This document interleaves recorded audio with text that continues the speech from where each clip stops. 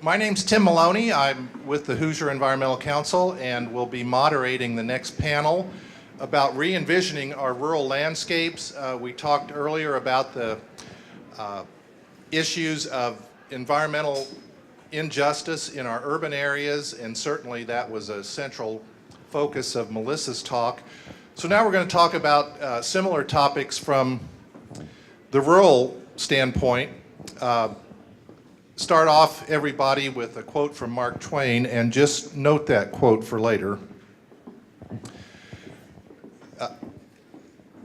We're going to talk about quality of life and environmental justice in Indiana's rural communities, the threats to quality of life in our small towns and rural landscapes, talk about some of the needs for those communities, and some successes and some of the positive things that are going on, and just start you with a very high-level overview of the Indiana landscape. Today, where our landscape is heavily dominated by agriculture, nearly 60% of our land area is committed to crop agriculture. At one time, we were about 80% forested. Today, we're about 20% forested, but our forest acreage is holding steady at this point. And developed land, while it continues to increase and is about 11% of our land area, the pace of increase has slowed down. Some of the threats and issues that people in rural communities face are industrial agriculture, and several of our panelists will go into more depth on the issues related to industrial agriculture. Industrial agriculture, CAFOs, and many of the other land disturbing activities I'm going to quickly touch on put our rural streams and lakes at risk. And you see a real contrast in some of our rural communities where we have both a recreation-based economy like Kosciuszko County with a lot of freshwater lakes that people live around and swim in and fish in and boat in, and the often intensive agriculture that surrounds them. Some information from Grace College in Warsaw, which documented about a $300 million annual economic benefit from the freshwater lakes in that community, but also looked at how what the community does in terms of policies that either protect or don't protect those lakes, how it can affect that economic value. Coal mining. Indiana has traditionally been a coal mining state. Southwestern Indiana is the site of many, many coal mines, past and current. We have about 23 active mines today, 15 surface mines, 8 underground mines. And even though, as earlier speakers said, coal mining is losing its share of the energy power market, the impact on southwestern Indiana's landscape is still very dramatic. A few more pictures of coal in southwest Indiana. Coal burning, you also find many of our large power plants in southwest Indiana with resulting air quality impacts. And then once coal is burned, it is dumped into most often unlined ash lagoons that sit along our waterways, right on top of shallow and very vulnerable groundwater aquifers. And that topic will get some more discussion a little later too. We also have a small but important oil and gas industry. Again, many of those resources are located in southwestern Indiana. Industrial forestry goes on in many parts of the state, and Indiana is a big timber producing state. Most of that commercial timber comes off of private lands, but here in the past 12 years we've seen a real increase in industrial forestry practices on our state forests, our public forests that are owned by all of us, and to the point where logging on the state forests is undergone about almost a 400% increase over the last decade. Land development continues to be a challenge for some of our rural areas as well as, of course, suburban areas, be it residential development or strip malls. And clearly land's going to be developed, but it's how you do it that's important. Many of our small towns in Indiana have fallen on hard times and really struggled to keep people there, to keep business there, and to provide a quality of life that makes people want to live there. So I'm just going to touch on, before we get to our panelists, talk about how we move forward towards a more just and successful rural and small town Indiana. And there's a lot of good things going on and still many challenges. Certainly Mayor Barton is going to talk about a lot of the good things going on in his community. But one of the challenges that we face is how poorly we've done at considering an investment in our rural communities, our natural resources, and ultimately the quality of life of the areas that those resources serve, just how we've not done a good job investing in those resources to the point where people talk about having private sponsorships of state parks, for example, and I think that's something going on in the state of Florida. But there are some opportunities. Some of the programs that we'll be working on with our partners and allies in the Indiana Conservation Alliance is to push for more land and water conservation funding in the upcoming budget session. The very successful Indiana Heritage Trust has been replaced by the President Benjamin Harrison Conservation Trust, and we'll be seeking more funding for that program, as well as Clean Water Indiana, which provides technical assistance and financial support to landowners and farmers to reduce the impacts of their activities on land to our waterways.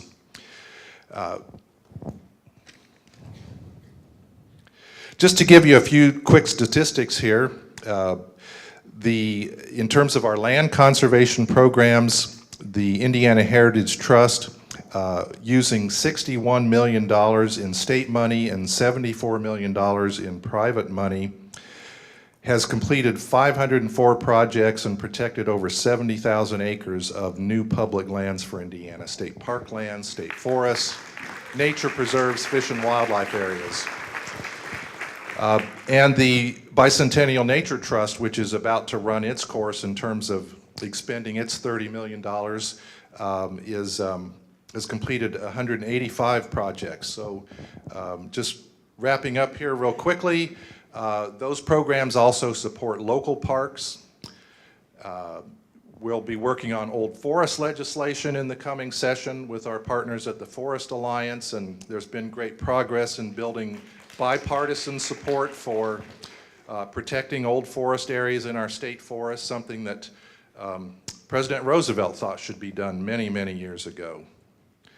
And quickly reviewing some positive outcomes for rural Indiana. Lots of good work being done on greenways and trails with our partners at Health by Design and the Greenways Foundation and Hoosier Rails to Trails. Small town revitalization through stellar communities, which I'm sure the mayor will talk about, and sustainable transportation options. HEC is working hard to get a new greenway established between Muncie and Anderson.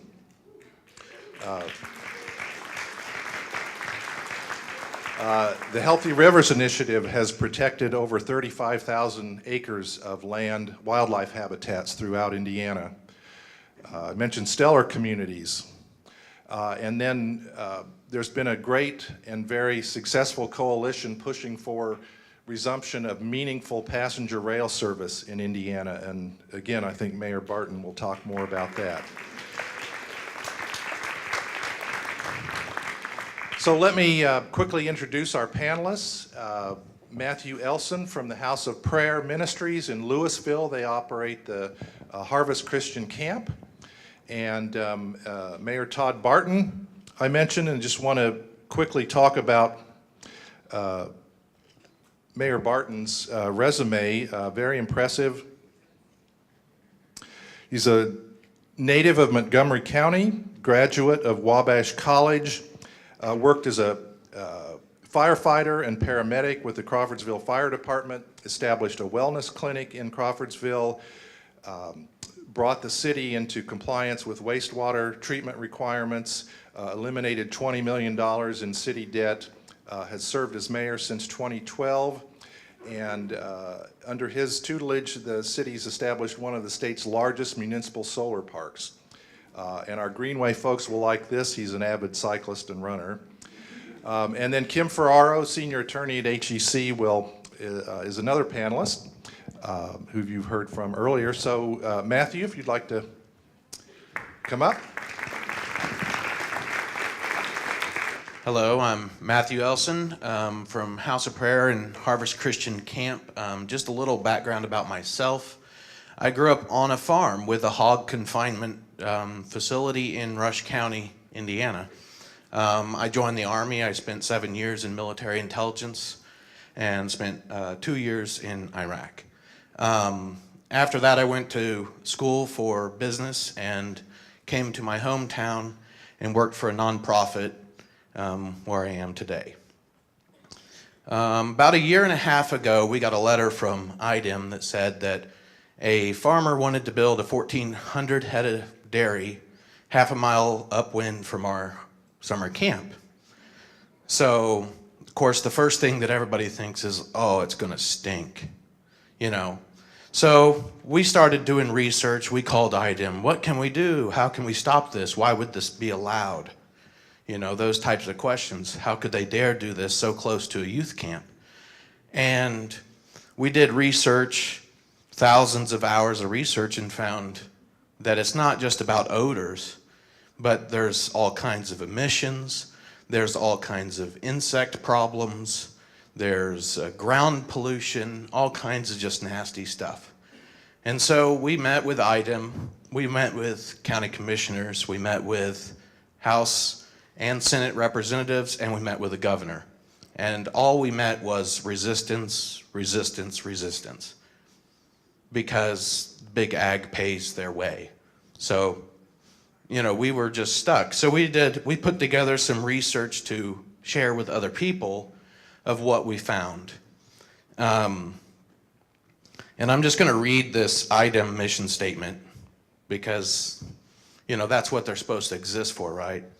Which is to implement federal and state regulations to protect human health and the environment while allowing the environmentally sound operation of industrial, agricultural, commercial, and government activities vital to a prosperous economy. Isn't that a joke? So we found in regards to CAFOs, you know, the environment consists of a lot of things, but according to IDEM, the only thing that CAFOs impact is surface water.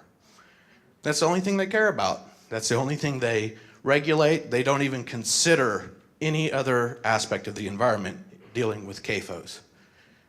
And we asked them why. Why don't you do water? You know, our wells that are poisoned with nitrates and ammonia, they don't even try to research it to see what's causing it, even though we know it's from the farms. They don't care about the air.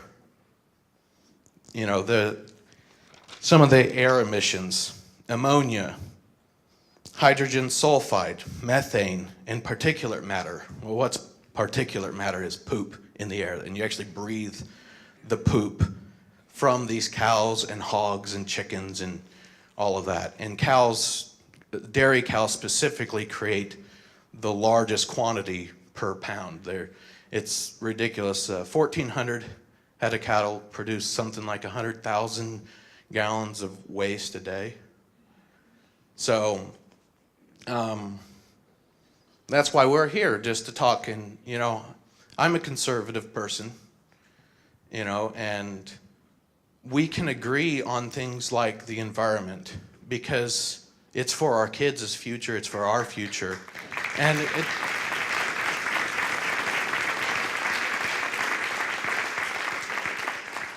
and I know a lot of conservatives that care just as much. They really do.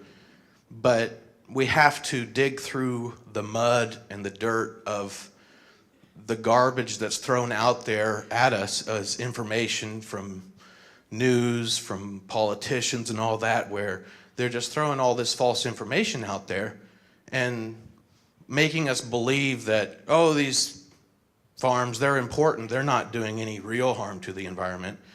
Yet we used to do baptisms in our creek. And I'll show you. That's our creek that runs through our property. We used to do baptisms there. We used to do tug of war across. You know, we don't dare do it now. The nitrate levels in that creek are, you know, outrageous. The amount of manure that gets into that creek it's nasty. And it's because of these big farms, and they dump so much manure and nitrates and all this stuff on the fields, and it runs right into that creek. And that's pretty much all across the state and throughout the whole area of the country, really, because the farms, and what was it, Mitch Daniels doubled, tripled, whatever it was of the hog production, and he went through with it, and he did. And there used to be setbacks for towns that they couldn't be within 2 miles of a town. Well, he did away with that. And Pence did more of the same type of stuff. You know, and, you know, I talked to a lot of my other conservative friends, and I did my best to convince them to look at who they're voting for and get rid of some of these Republicans that all they do is stand for is big ag and big money, and they don't care about the people. And so my suggestion is to approach conservatives like me in a informational way and in caring way, and not in accusatory. If I said that right, I'm sorry if I didn't. But, you know, don't attack, because most conservatives do care, contrary to what the media would say. But there's misinformation, and education is the only way that we combat the CAFO situation in this state, where they're building them like crazy. They finished their hog increase, and now they're doing dairy, and that's what they're going for. So, anything else? I think I'm about done. We'll have questions and answers afterwards.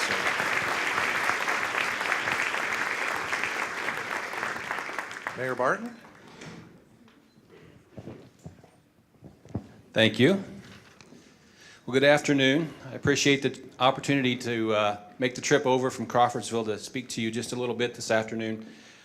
You know, Crawfordsville is a community of 16,000 with about 38,000 in Montgomery County, and we find ourselves right square in the middle of a big shift that is occurring in our country.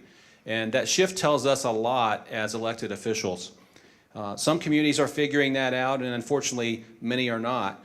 But what we know from looking at the data is that our population is shifting to more urban areas. And we've really been looking at the data in our community and trying to understand what is happening. And we know that there are a couple of things that are occurring in our community that is not uncommon. We are not unique or rare. And that is that we see our young people fleeing the community in record numbers. So our population is pretty stable until about age 22, and then we see it plummet as our local kids, if you will, grow up and complete their education. They're choosing to live elsewhere.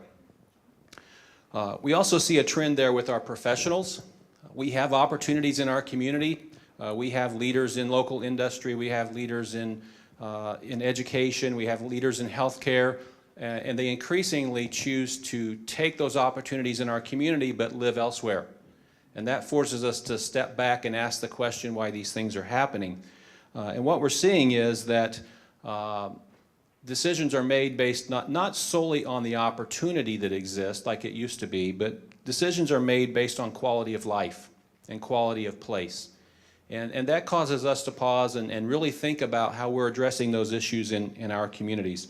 The bottom line is, if communities our size are going to survive, if they hope to do anything but go downhill, they're going to have to address those issues.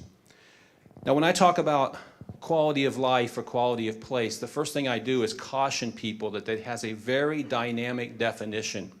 And what's quality of life or quality of place to someone 22 years old is probably vastly different than someone 62 years old.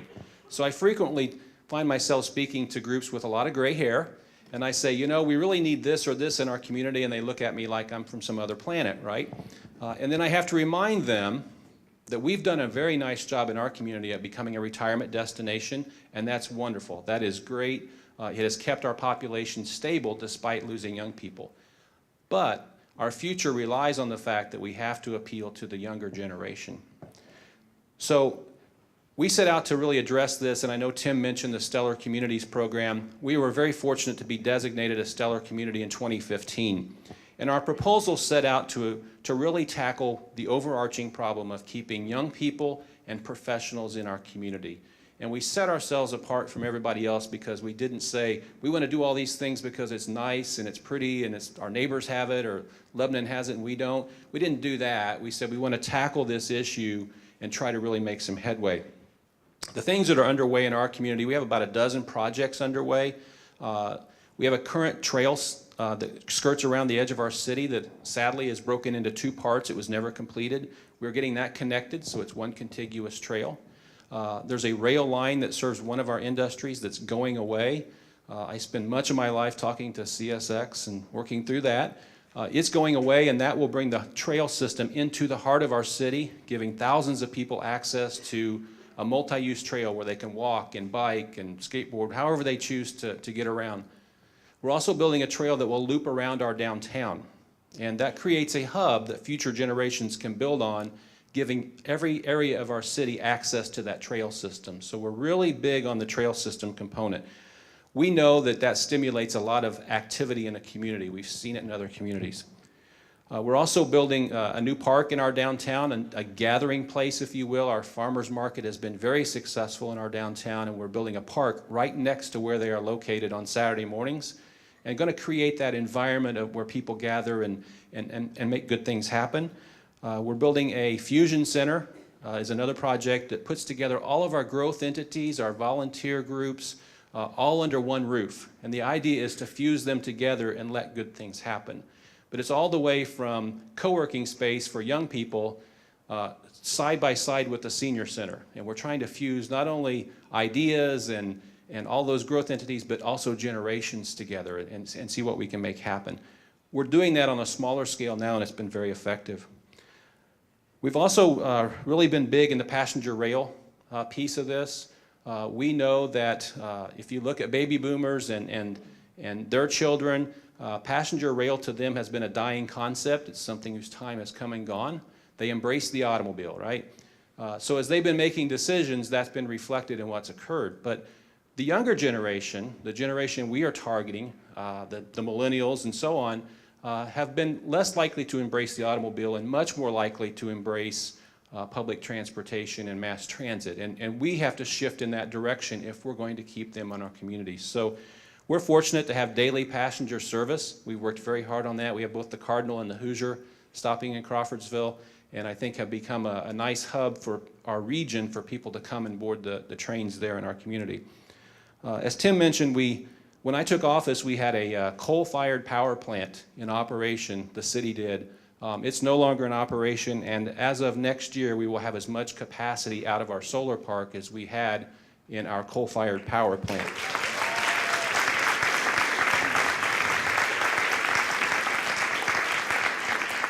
That not only is important to the environment, but it keeps young people in your community. That is important to the young people who are making a decision where they're going to live, start a career, start a family, those kind of things. I think the future is bright. I really do, because I think communities, some of us are starting to figure this out. But I always look at it this way. You know, if you have the baby boomers and their children, myself included, and I'm a little bit of an outlier, but myself included, in public office right now, I know what's coming behind me. And I know how the attitudes are changing. I know the values are different that they're bringing to the table. And I think you'll see that reflected in the decision-making process. As those people ascend to leadership, mass transit, public transportation, renewable energy, those kind of things will be much more important and get a much higher level of attention than they have probably in the last few decades. So we're very excited about what's happening in our community. I'll be glad to answer questions afterwards, but it really is about accepting the fact that we see a shift to more urban areas and how we as small to mid-sized communities are going to adapt to that and attract young people and professionals into our community. Thank you.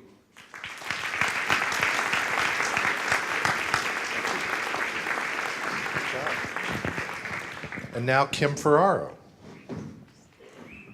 So anxious to talk. I can't wait to get up here. All right. I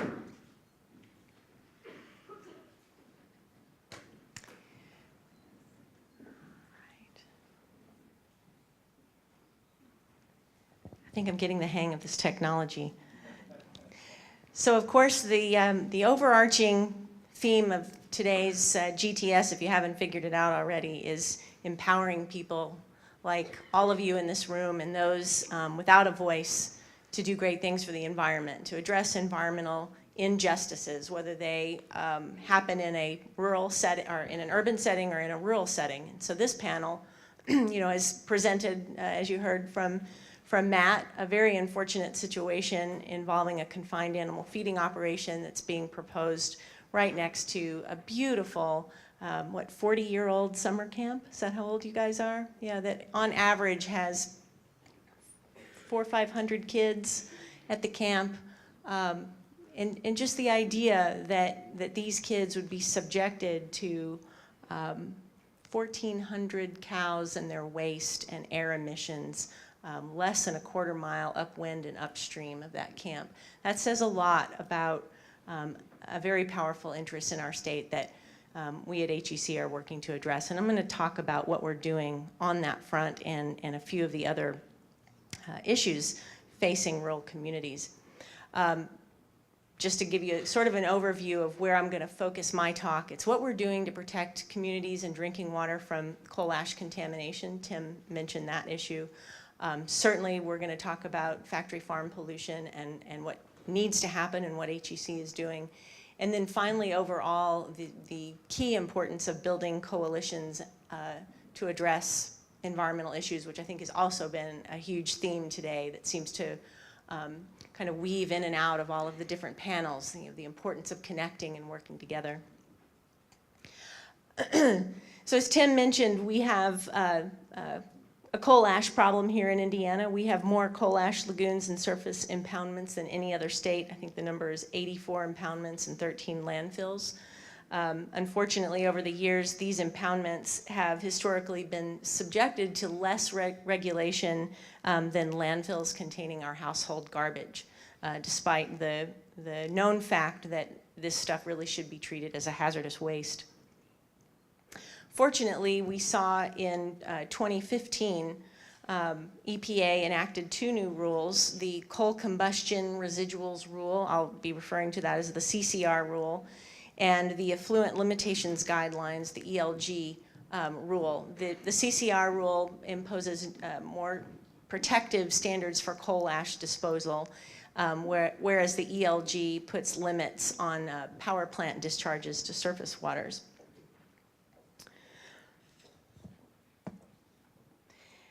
The CCR rule is really good news because it gives us new protections for these landfills that typically are unlined, typically are placed very close to groundwater, not a lot of oversight, little to none. So there's new structural integrity requirements, new groundwater protections, new fugitive dust and runoff controls, and really importantly to HEC's work with respect to addressing all of our work, not just HEC's work, all of our work in addressing the high number of coal ash ponds, the existing ones, is how do we safely close them?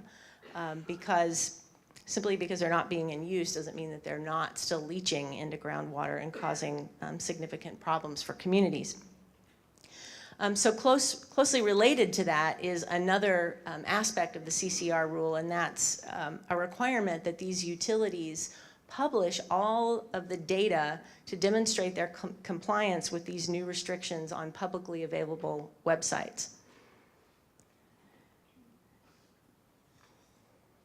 So this allows us to look at their plans for closing their existing coal ash ponds. It allows us to look at their discharge permits for how they are, what they're allowed to dump into our waterways.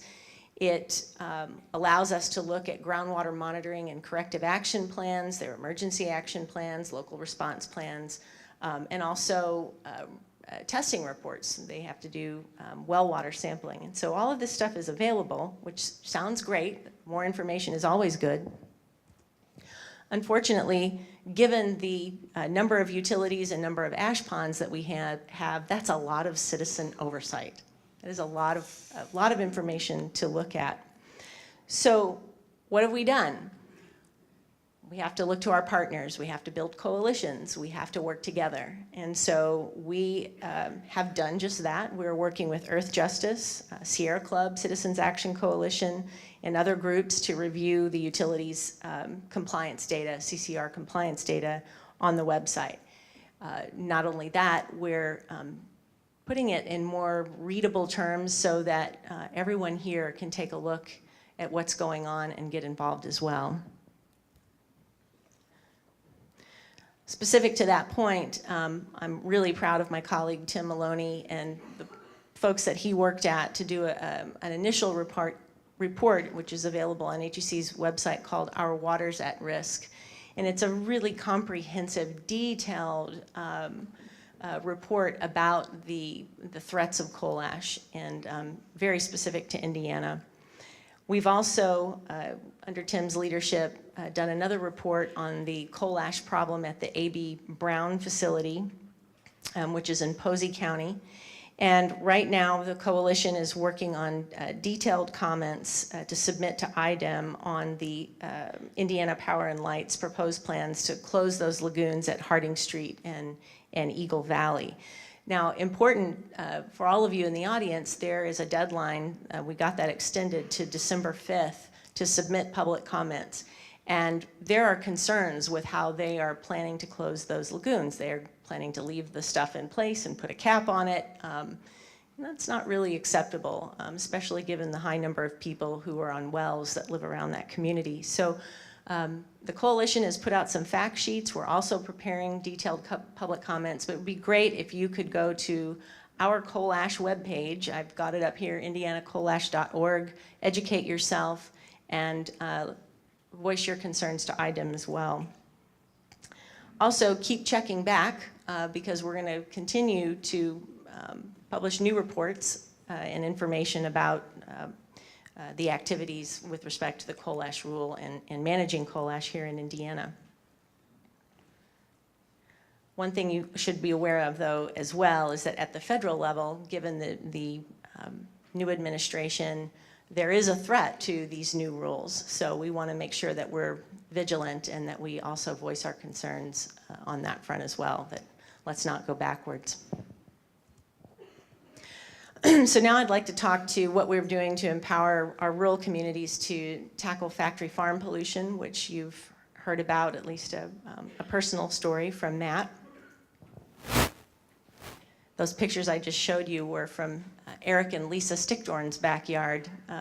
They're a couple here in the audience who successfully pushed back against a factory farm with HEC's help. But I won't go into that story, but that showed the really lovely brown discharge that gets into waterways. As these pictures demonstrate, confined animal feeding operations really aren't farms in the traditional sense. They're animal factories, and they're part of a corporatized industrial system that annually raises and kills 70 billion farm animals worldwide. That's more than 10 billion in the US alone.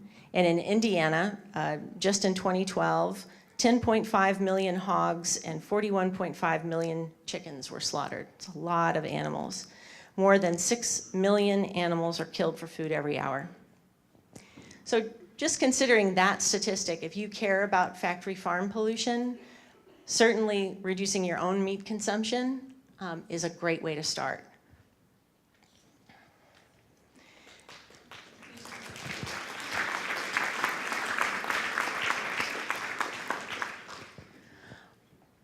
Then, in addition to that, we need to get involved in changing state regulation and policy with respect to how we deal with factory farms here in Indiana. And just to put some numbers there, we've got about 2,000 of them that are regulated. There are untold numbers that don't meet the regulatory threshold by animal number to be regulated. Also, only 3 of those confined animal feeding operations are subject to the Federal Clean Water Act because the EPA's authority to regulate CAFOs has been vastly gutted over the last several years. As you heard from Matt, there's also very minimal state requirements for manure management, and there is absolutely no regulations of odors and air emissions from factory farms, despite the fact that that is really a primary problem for communities who live close by. They are exempt entirely from the Clean Air Act.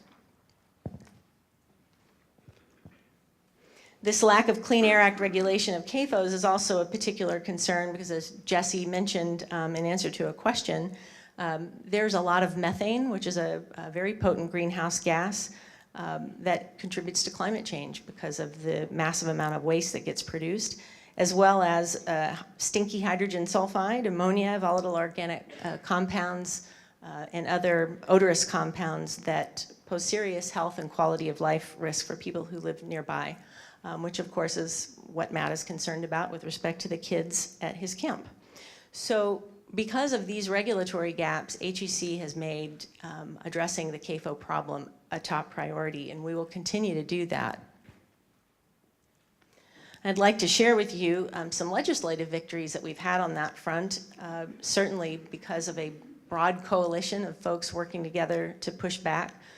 In 2015 and 2016, we pushed back a proposed effort to amend our state constitution to create a fundamental constitutionally protected right to, quote, engage in the commercial production of meat, poultry, and dairy. That would have completely gutted the rights of landowners and the ability of IDEM to do essentially anything to rein in the pollution problems with factory farms. So huge victory on that front, and we all, I think, in this room owe ourselves a round of applause because we couldn't have done it without you.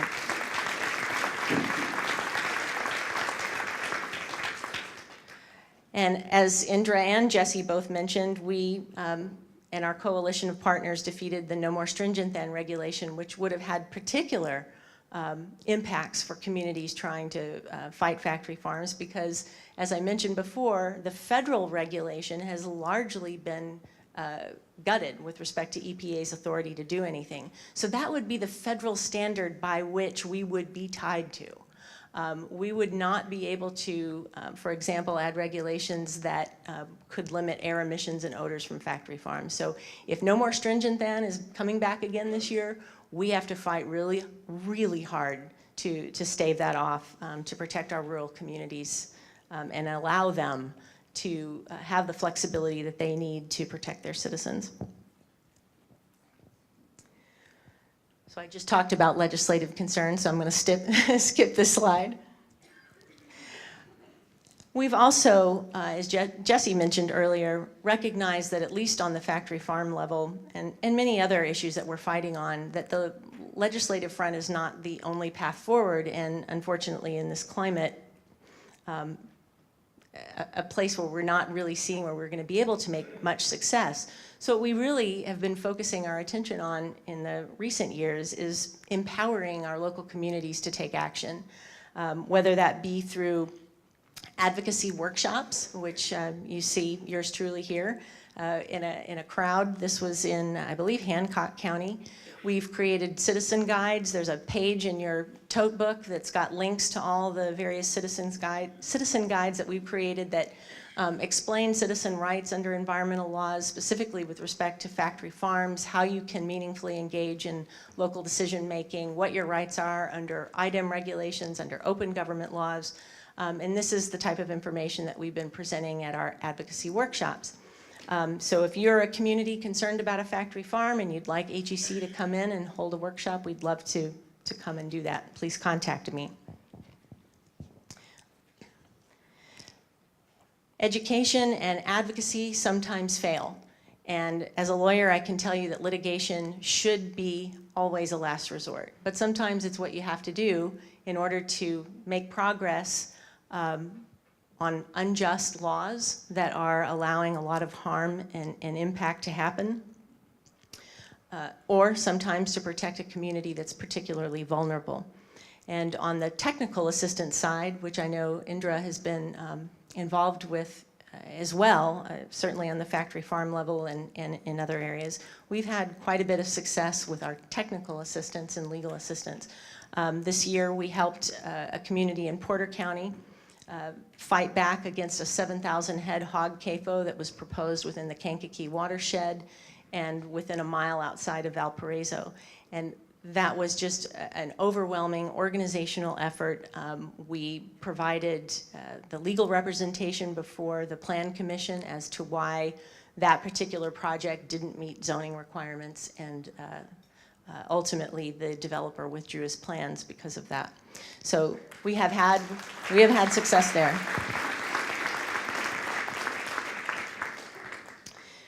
We have also filed litigation on that I would like to tell you about because they have broad implications not only for the people who are potentially impacted or are impacted, but also with respect to the policies that they could change.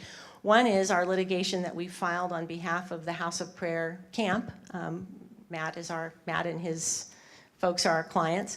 And we're fighting that particular CAFO on two fronts. One, we're challenging the permit that IDEM issued to the proposed dairy, and we're also challenging the Rush County's decision, the Rush County BZA decision, to grant a special exception to allow the CAFO to proceed. And there we've brought freedom of religion arguments there, as well as equal protection and other arguments. So all the information about that case is available on our website.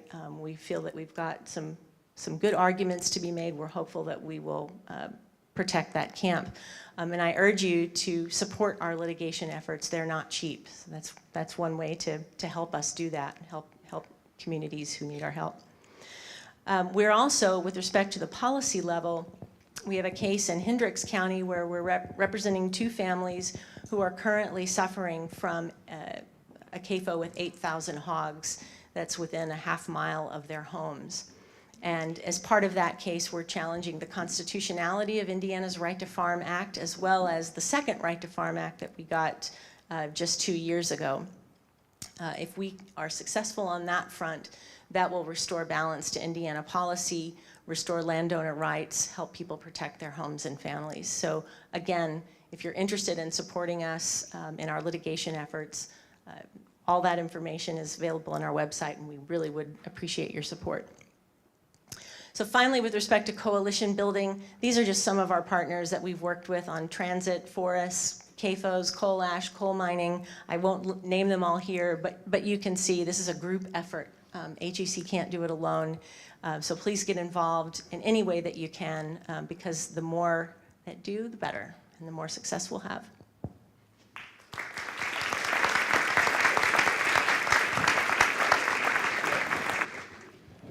For Mayor Barton, who runs your electric utilities, the coal plant and the solar park? If the coal plant is owned by a private utility and solar park owned by city, what obstacles, if any, did you have to substitute solar for coal, generate electricity? This is a long question. I would assume that the legislature would not be supportive of the solar. Is that a factor? Okay, can you hear me? All right. We are a member of Indiana Municipal Power Agency, and that could be a complicated structure to work in, but we think that works well for us because as a member, we are part of that board of directors. We are part of that decision-making process, and we have steered that organization in a way that increasing percentages of their portfolio have to be from renewable energy. So it doesn't happen overnight, and we still get some from some sources that we're not happy about, but those numbers are changing over time. And we can do that because the members control the destiny there as opposed to a privately run utility. So that's really important to us. As far as the state's role in our solar park itself, they've been supportive. I mean, we kind of rely on IDEM at times to help us push some of these things. They've been supportive, but it was really the local government stepping up that made the difference for us and allows ours to be bigger than most because our city council provided tax abatement on that infrastructure. And sometimes that's a tough sell in a community, but I think tax abatement in this case made perfect sense to our city council. We will not only have the green infrastructure there, but we'll capture the taxes on that improvement over time as well. And then it was a city-county cooperation because the county actually owned the land where the solar park is now located, and they worked with us to make sure the price was right so we could compete with other communities. Does that answer the question? Yes, I think so, yes. And another one for you, Mayor, and then we'll be sure we get questions for our other panelists, I'm on the too. hot seat today, aren't I? This is from an IUPUI student in our audience. As the mayor of Crawfordsville, what are you able to do in order to help persuade other cities to follow your example on investing in our local environment, such as Greenfield, Rushville, Shelbyville, and so on? Well, we certainly make the case to them, and keep in mind that many of them are making decisions driven solely on the economics of the day. What's cheaper today, what's going to be cheaper in the next 5 months, if you will. And we really have to make the case with them, and it's about education. It really is, and them understanding that this is a long, evolving process. You know, the tax caps in Indiana, whether you love them or hate them, changed the entire ballgame for local government. They really did. So they forced us to not only be more efficient, but they also, I think, in a way, kind of did away with some of this green infrastructure improvement because communities were just struggling to survive. And if you have to make the decision based on, you know, feeding people today versus down the road, they sometimes make the short-sighted decision. But we do have organizations that work in which pulls all the mayors together, and we work through those to try to bring them along. And it's just probably a slow process. Everything in government is too slow for me, but I think we're making progress there. Thanks. And I think this is for any of the panelists that I know a lot of people have been talking about. The election shows a rural-urban divide in our country. Is the environment a starting place for us to find common concern? Can you hear me? I would say resounding yes.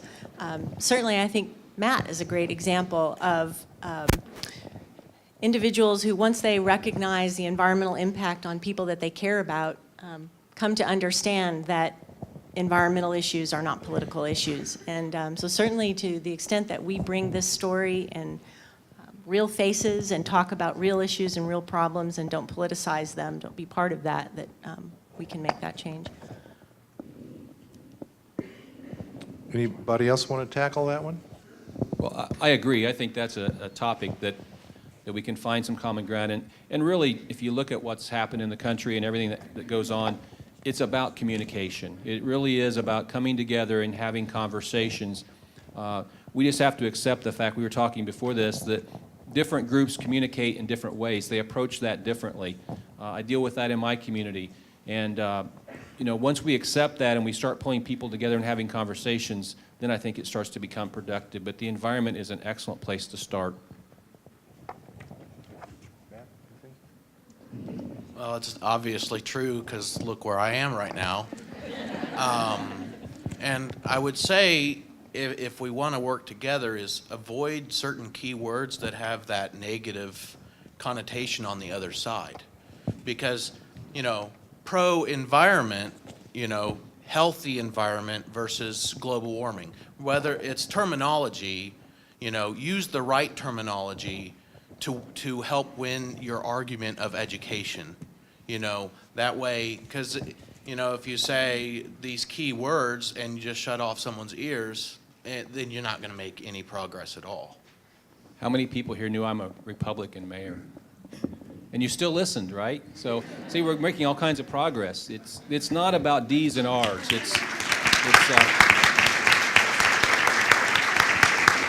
It's about the conversation. It really is. Yes, and Mayor Barton is a great example of the best of our local leaders who embrace that philosophy that it's about making communities better and not about political labels. So thank you for that. Okay, here's another one, really for anybody on the panel. As a young energy engineer, I feel overly passionate about new renewable technologies. I find that many of my ideas get looked over or shunned. How do I make my voice heard? Who can I reach out to? You're in the right place. This is probably a question for Jesse, but unfortunately, he's not on the panel. It would seem to me that great ideas rise to the top, and it's all about connections. It's all about the people that you know and who you're talking to, and don't give up. I mean, don't give up. We're all in this together. We're all facing tremendous odds. As far as just communicating a message, I can tell you that my legal training would advise to keep your sales pitches to the point and short and concise. Figure out what it is that is broadly appealable. Try not to dump everything on somebody all at once, especially if it's a complicated issue, because that will oftentimes, especially for people like me, my eyes will start glazing over. So sort of, rethink your messaging, which is something that all environmentalists, including us wonky people up here, have to work really hard at in trying to communicate complex but nevertheless great ideas. Really focus on what's great about them and take it to the right people. I think for those of us in government, if you come to us with not just a concern but a potential solution or options, that is very, very powerful. I get complaints every day, okay, lots of complaints every day. But the people who come forward with not only a complaint or a concern but have potential solutions catch my attention. And I think for someone like this, if you are putting forward some really positive ideas that really make sense, you're going to get some attention. It may take a while, just be persistent, but it'll get somewhere. Thanks. Mayor Barton, you got a lot of questions about your solar park. That really got people's attention. Looking for details, acreage, how much power produced, where did the money come from to close your power plant and build the solar farm? Okay, so the solar farm itself right now is about 20 acres. It will be about 40 to 50 acres when it's done. Right now we're producing a little over 3 megawatts. We anticipate being in that 9 to 10 megawatt range when it's totally completed and built out. The funding for that, like I mentioned earlier, came from Indiana Municipal Power Agency, which is, we're part of that, we're a membership. They have built solar farms around the state in every one of their communities, but surprisingly, a number of communities have said, no, we don't want this, we're not going to be competitive, we don't want to invest in tax abatement or those kind of things, and actually just pushed it away. And when other communities do that, guess what I'm doing? I'm taking it, right? So, I have a council behind me that's very good, that's very supportive, and we make it happen. So that's where the investment came from there. If you look at the lifespan of the solar panels, it will pay itself off and still produce energy probably another 10 or 15 years after it's paid off, which is very, very powerful if you look at it that way. As far as the coal-fired plant, it was a city-owned electric utility, and the economics drive that. You can't produce power in that manner anymore and be competitive. We could buy it cheaper off the grid in reality than we could produce it. So that drives a lot of it. But you come to the realization that you cannot keep that up and deal with the environmental issues and deal with everything that's involved and be competitive in today's world. It's just not going to happen. So we made the decision to close it. We did sell it off to a private group to kind of go through that process. The reality is that plant will never operate again. They've looked at natural gas and some of those things, but it probably will be scrapped out and closed down. The irony of that plant, it sits on one of the most scenic waterways in Indiana with Sugar Creek. It sits right on that creek, so it's a really tough issue to work through, but it no longer operates and it's mothballed, and I'm pretty confident we'll see in the next few years that it gets cleaned up and removed from the landscape. Thank you.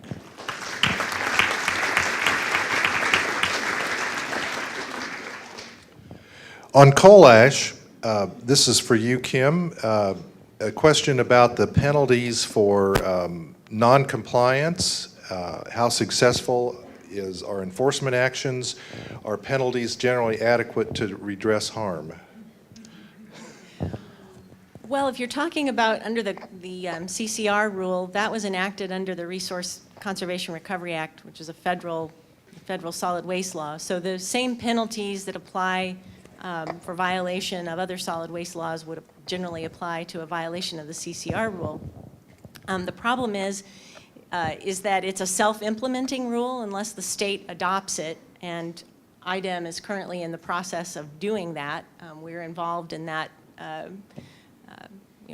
in providing input into that so that they have adequate enforcement authority. And also problematic in this is the heavy reliance on citizen oversight, which is why it's so critical for everyone to be involved and to make sure that utilities know that we're watching.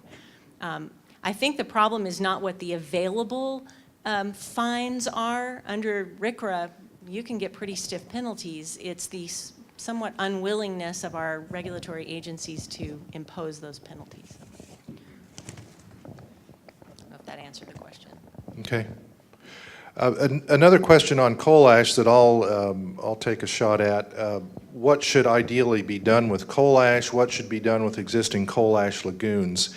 The evidence around the country is that placing coal ash in unlined lagoons above shallow groundwater aquifers virtually guarantees groundwater contamination, and that's what all the information that we've discovered in Indiana is confirming. So leaving it in place once they're no longer being used is simply not an appropriate remedy. Generally speaking, our view is that coal ash should be removed, and absent recycling opportunities or reuse opportunities, put in a dry-lined, modern engineered landfill. As Kim said earlier, the standards for coal ash lagoons and disposal are weaker than the standards for your household trash. We do also know that at some of the Duke sites in North Carolina where they are cleaning up and removing ash from their coal ash lagoons, they have at some sites been using a process that processes the coal ash so it can be recycled 100%. Fly ash, one element of coal ash, is typically reused in roadway materials, asphalt, concrete, but some of the other ashes are harder to reuse, types of ash. So there's a lot of possibilities there, but the worst option is leaving it in unlined lagoons. Here's one, Matthew, you might start with. And what are we doing on time? 5 minutes. Okay. Last question then. People say the most recent election was about forgotten rural financial insecurity. Given the economics of coal and traditional farming, what can we immediately advocate for to address personal economic insecurity while moving forward with environmentally sound policy and practices? It's kind of a long one. Okay, hopefully I get that question right.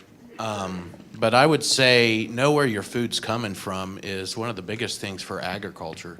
There's plenty of farms out there that have good practices that are not harmful on the environment, and buy your food from those sources because your money speaks louder than anything, if that's appropriate.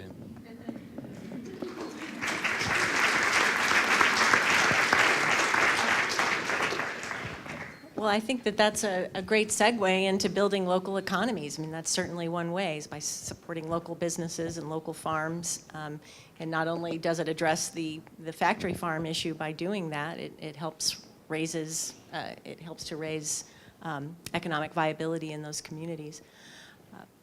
That's a really complicated question.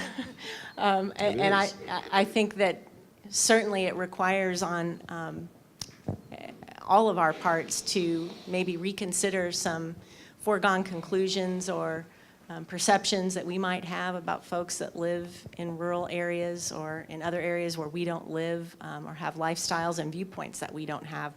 I think this goes to the theme that we've been talking about all day today in making those connections and working and communicating and not giving up. We can't give up on folks just because they don't see things our way. And so, Okay, thanks. Mayor, did you?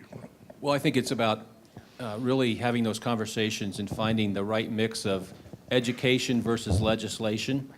Certainly we need both. We absolutely need both. But I think what you saw here was a rebellion against legislation and against what was perceived as being told what you can and can't do. You know, Americans are rebellious by nature, right? That was the birth of our country. And I think when we step back and we understand that, we can understand that we maybe have to look at the mix of education. When I say education, I mean conversations and those kind of things. Education versus legislation, and really think about our message. I talked to a group yesterday and I said, you know, if you gave a test in a class and half failed, if you think half failed, you probably would question how the message was delivered to that class. And we have to step back and do that and think maybe we're not getting the message out in the appropriate way if we think half the voters probably didn't see it the way we thought they should see it. So I think it's about education and legislation.